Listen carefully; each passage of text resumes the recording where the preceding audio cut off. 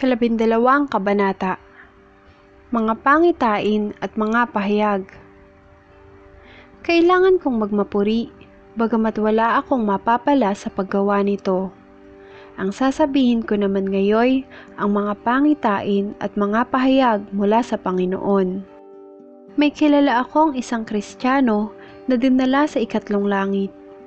14 na taon na ang nakalilipas. Hindi ko lang matiyak kung yaoy pangitain o tunay na pangyayari. Ang Diyos lamang ang nakaaalam. Inuulit ko, siya'y dinala sa paraiso. At hindi ko nga matiyak kung ito'y pangitain o tunay na pangyayari. Ang Diyos lamang ang nakaaalam. Nakarinig siya roon ng mga bagay na di kayang ilarawan ng salita at di dapat bigkasin ninuman. Ipagmamapuri ko ang taong iyon, ngunit hindi ang aking sarili, maliban sa aking mga kahinaan.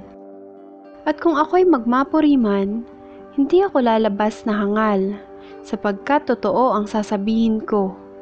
Ngunit nagpipigil ako, sapagkat ayaw kong humikit sa nakikita at naririnig ang pagpapalagay ninuman sa akin.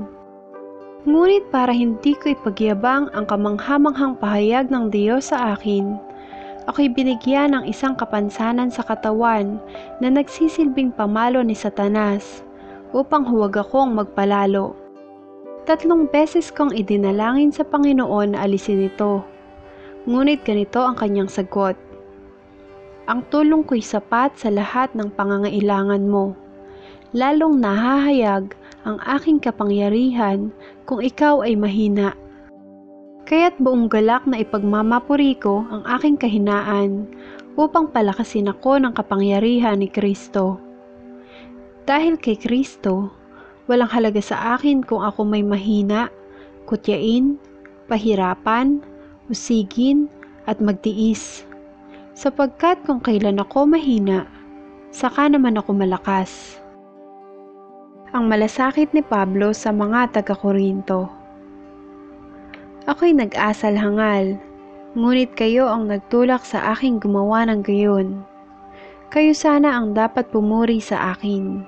Bagamat wala akong kabuluhan, hindi naman ako nahuhuli sa magagaling na apostol na iyan. Buong tiyaga kong pinatotohanan sa inyo na ako'y isang tunay na apostol sa pamamagitan ng mga kababalaghan at iba pang kamanghamanghang bagay. Ano ba ang kalamangan sa inyo ng ibang iglesia? Wala. Liban sa pangyayaring hindi ako humingi sa inyo ng kahit ano. Ipagpatawad ninyo kung iyon ay isang pagkukulang. Ito ang ikatlong pagpunta ko riyan, ngunit hindi ako makabibigat sa inyo.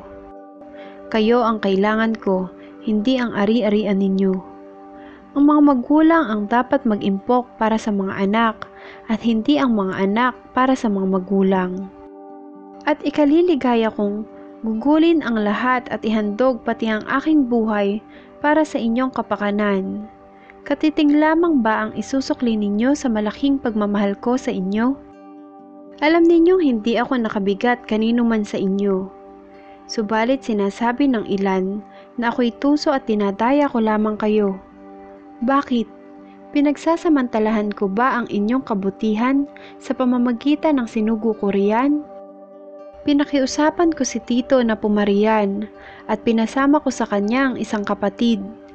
Si Tito ba'y nagsamantala sa inyo? Hindi ba't namuhay kami ayon sa iisang espiritu at iisa ang aming panuntunan? Akala ba ninyo ipinagtatanggol ko ang aking sarili? Hindi. Nagsasalita ako sa harapan ng Diyos ayon sa nais ni Kristo. Mga minamahal, lahat ng ginagawa ko ay sa ikatitibay ninyo. Nangangamba akong baka pagparihan ko, may makita akong di ko gusto sa inyo, at kayo naman ay may makitang di ninyo gusto sa akin. Baka ang matagpuan ko'y pag-aaway-away, pangingimbulo, pag-aalitan, pagmamaramot, pagsisiraan, pagsisitsitan, pagpapalalo, at kaguluhan. Nangangamba ako na pagpariyan kong muli, hiyain ako ng aking Diyos sa harapan ninyo.